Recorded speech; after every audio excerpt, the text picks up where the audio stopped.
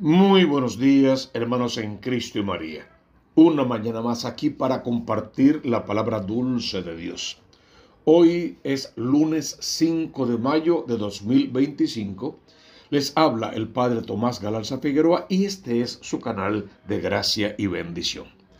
Antes de comenzar, les suplicamos a todos que se suscriban a este canal si ya no lo están. Y al suscribirse, que toque por favor la campanita. Eso ayuda mucho porque podemos darte cuenta inmediatamente de los próximos vídeos que vamos a subir. También te pedimos que lo coloques en todas tus redes sociales. Así nos ayudas a evangelizar. Y que le des like. Eso es de suma importancia. La liturgia de hoy es característica. Y ojalá que podamos encontrar solidaridad con la palabra, en el sentido que nos hagamos uno tanto con Esteban como con Jesús, lo que significaría con la iglesia verdadera, la que Cristo vino a fundar, y también con todos los componentes de esa iglesia, los internos y los externos. ¿Qué será lo que a bien tiene para nosotros decirnos la palabra de Dios hoy? La primera lectura está tomada de los Hechos de los Apóstoles en el capítulo 6, versos 8 al 15. En aquellos días, Esteban, lleno de gracia y poder, realizaba grandes prodigios y signos en medio del pueblo.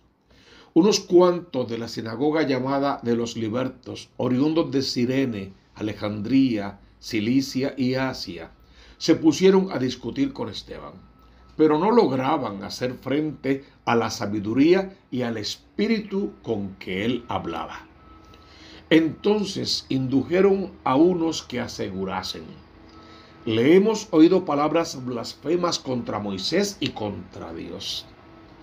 Alborotaron al pueblo, a los ancianos y a los escribas, y viniendo de improviso lo agarraron y lo condujeron al Sanedrín, presentando testigos falsos que decían: este individuo no para de hablar contra el lugar santo y la ley, pues le hemos oído decir que ese Jesús de Nazaret destruirá este lugar y cambiará la tradición que nos dio Moisés.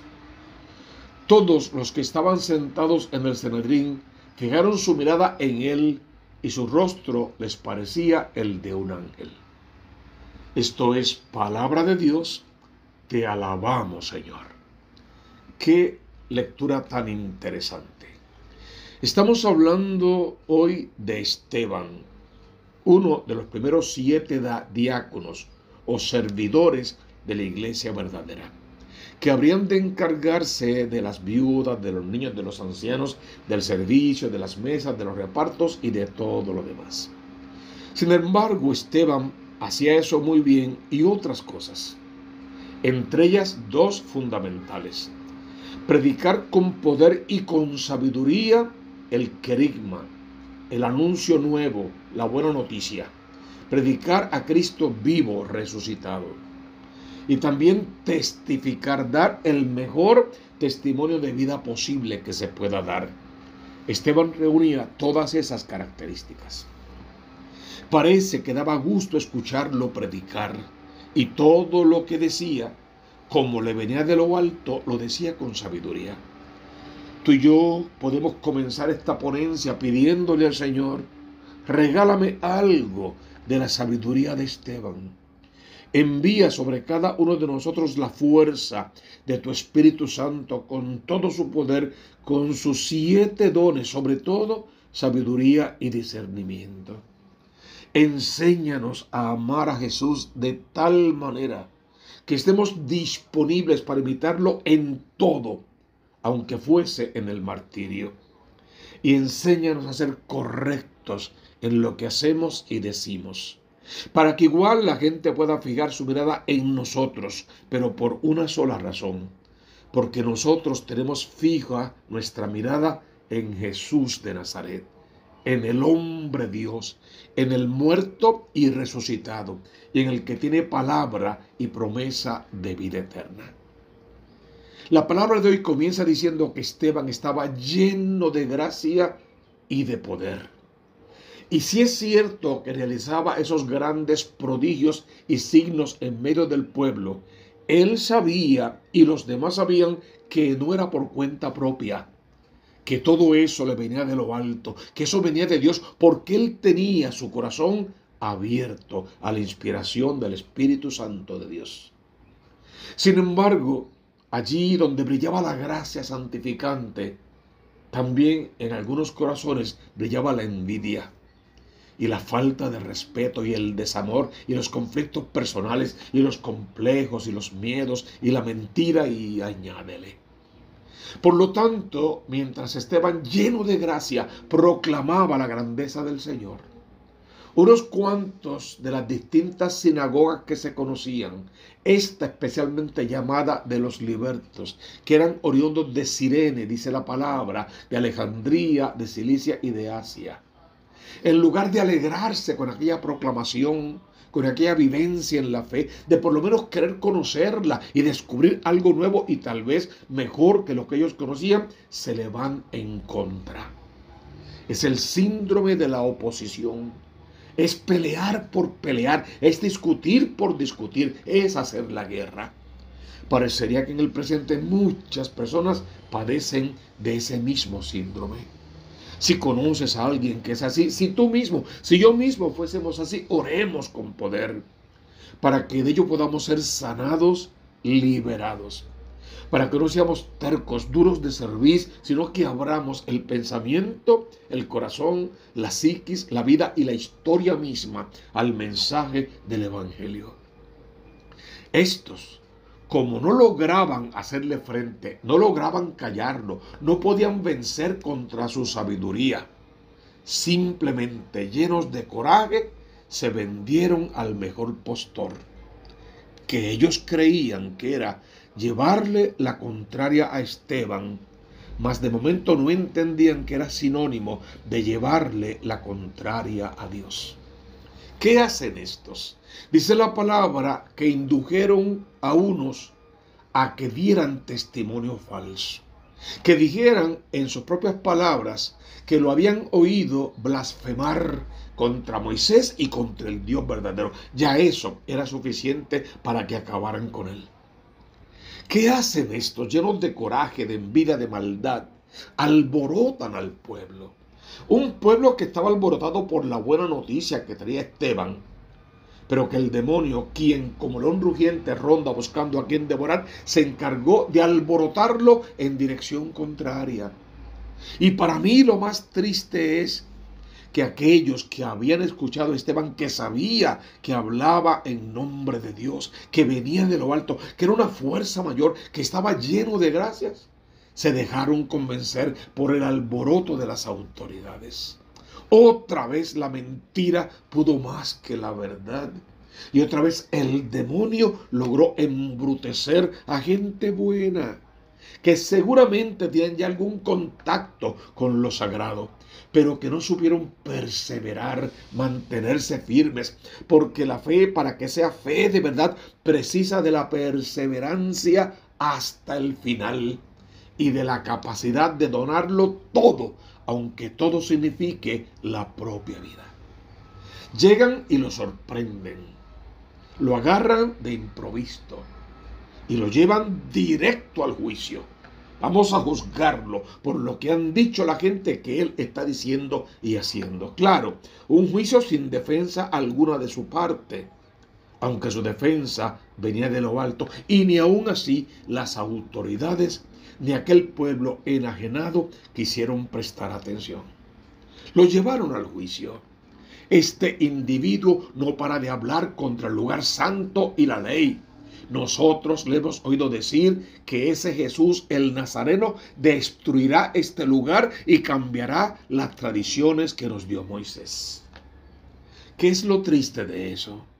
Que parecería que ahí hay una verdad encerrada entre tanta mentira. Jesús sí llegó a decir en público: destruyan este templo y yo lo reconstruiré al tercer día. Pero todos sabemos de lo que estaba hablando. Incluso ellos, dentro de su ignorancia, más o menos tendrían algún entendimiento de esas palabras. Tomaron una verdad, la sacaron completamente de contexto, que es lo que hacen muchos sectarios con la palabra de Dios. tomaron esa verdad y fuera de contexto la llevaron a decir lo que ellos querían decir. Y lo triste es que esa verdad cambiada, o sea, ya mentira, tuvo auge, tuvo oídos que la escucharon, corazones que la albergaron y gente que la siguió, al punto que conocemos el desenlace. No lo dice el texto de hoy, pero lo sabemos, al final fue apedreado. Si algo no hizo Esteban, fue hablar ni en contra de la ley, ni en contra del lugar santo, ni en contra de Moisés, ni en contra de Dios. Era todo lo contrario. Era el compendio de la enseñanza del mismo Cristo en torno a Moisés, a Dios y al plan de salvación desde la nueva alianza. Pero no le hicieron caso, no lo escuchaban. Todos los que estaban sentados en el Sanedrín fijaron su mirada en él. ¿Qué vieron? Vieron que su rostro resplandeció como el de un ángel. Mas eso no fue suficiente. Dios se le manifestó en el rostro de aquel buen hombre de nombre Esteban. Mas eso no fue suficiente. Te esperamos mañana para contarte el resto de la historia que sigue en las próximas lecturas. Hoy continuamos con el Salmo responsorial. Es el Salmo 118. Dichoso el que camina en la ley del Señor. Hay que sacar la contraparte. Si es dichoso el que camina en la ley del Señor, es un infeliz, es un desgraciado, es un solitario, es un miserable, aquel que camina de espaldas a Dios. Porque en fin de cuentas, un miserable es alguien que camina sin la misericordia infinita. Un desgraciado es alguien que carece de la gracia santificante. Y un infeliz es aquel a que le arrancaron el amor de Cristo en su corazón y su vida deja de tener sentido. Aunque los nobles se sienten a murmurar de mí, tu siervo medita tus decretos. Tus preceptos son mi delicia, tus enseñanzas son mis consejeros. Te expliqué mi camino y me escuchaste. Enséñame tus mandamientos, instrúyeme en el camino de tus mandatos y meditaré tus maravillas. Apártame del camino falso y dame la gracia de tu ley. Escogí el camino verdadero, deseé tus mandamientos. ¡Qué salmo tan hermoso! Volvamos a la casa de papá, regresemos a la vida sacramental, gocemos de las delicias de su casa, participemos vehementemente de su amor y de su misericordia y salgamos a hacer tanto amor y tanta misericordia extensiva a cuantos puedan necesitarla. Y la iglesia hoy nos regala un hermoso evangelio. Según San Juan, capítulo 6, versos 22 al 29.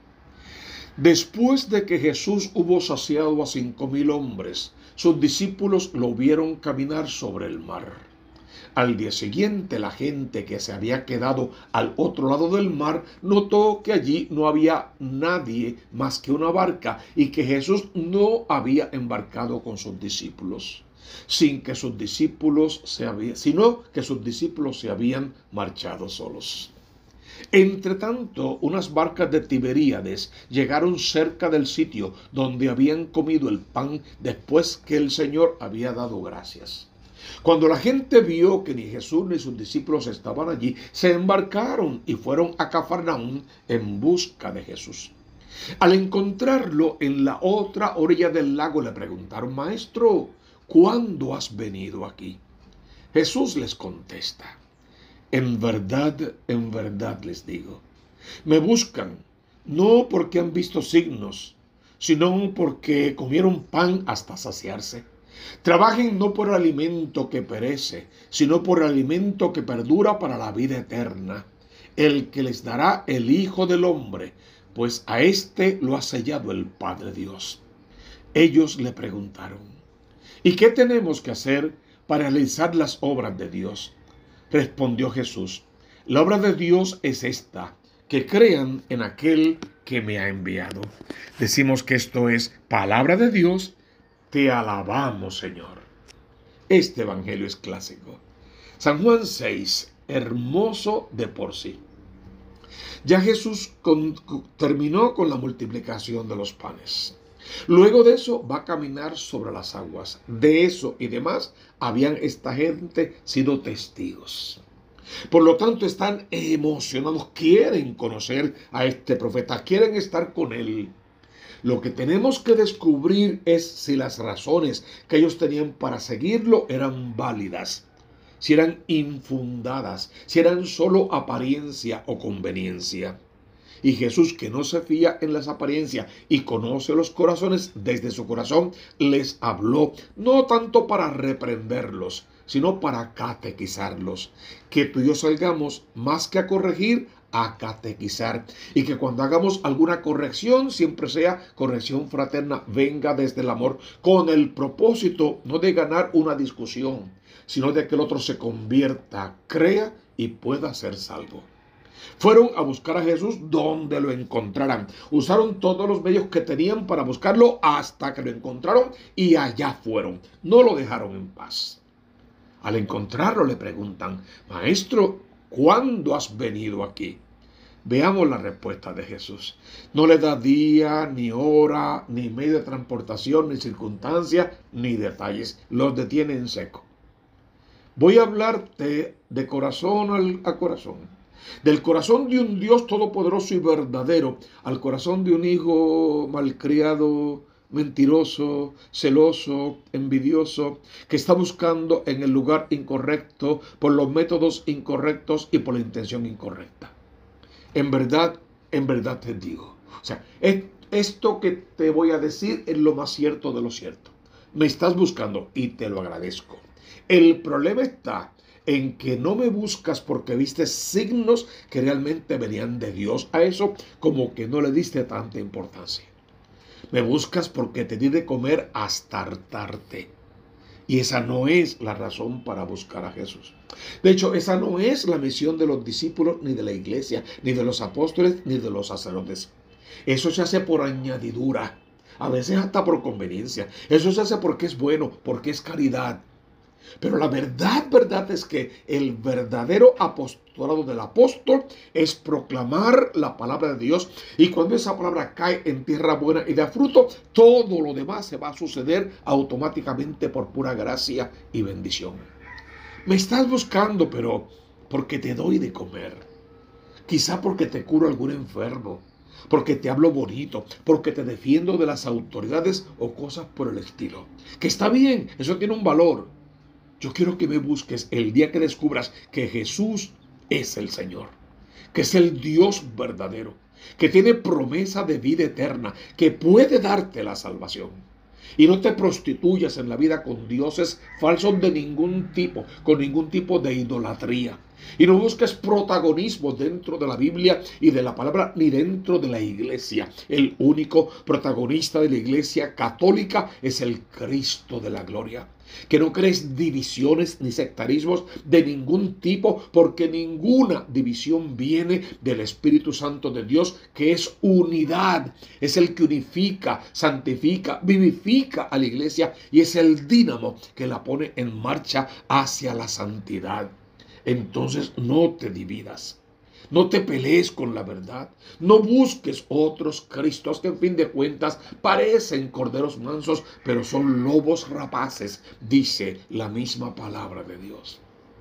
Ustedes tienen que aprender a trabajar, no por el alimento que perece, sino por el alimento que perdura hasta la vida eterna. Y ahí tienes ya que entender que está hablando de la Eucaristía, del pan vivo bajado del cielo, de Él mismo, Dios y hombre verdadero, Rey de reyes y Eucaristía patente y permanente. Está hablando de comer ese pan, ese alimento que perdura para la vida eterna.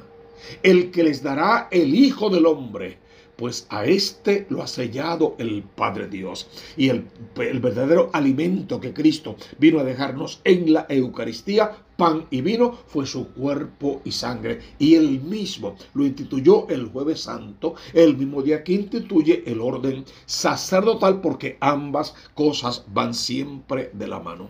Ellos le preguntaron: ¿y qué tenemos que hacer para realizar las obras de Dios? Miren qué suave la respuesta de Jesús.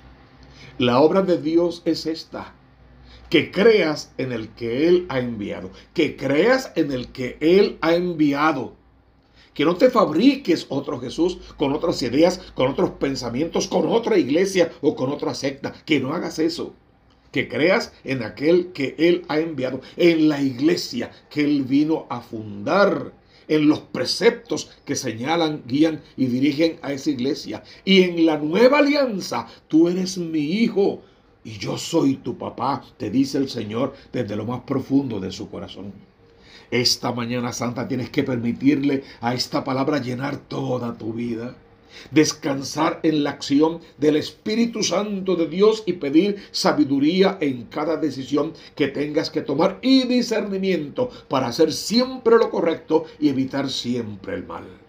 Oremos por el cónclave, que el Señor nos ayude a elegir a aquel hombre que más se parezca a Jesús, que tenga un corazón sacerdotal y que esté siempre cerca de los hermanos, cerca de la iglesia, que tenga igual olor a oveja, y olor a oveja traducido en olor a santidad.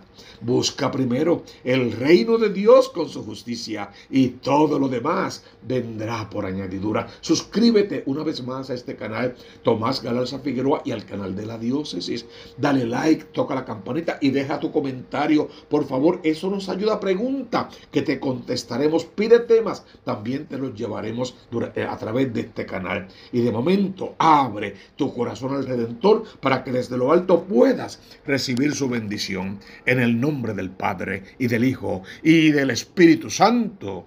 Amén, amén y amén.